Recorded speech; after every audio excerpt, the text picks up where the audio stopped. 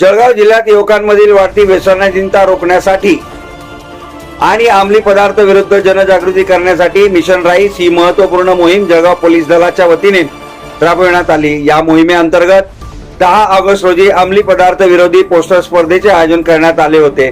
या स्पर्धेला शाळकरी विद्यार्थ्यांनी उत्स्फूर्त प्रतिसाद देत अंमली पदार्थ मुक्त समाजाचा संदेश दिला।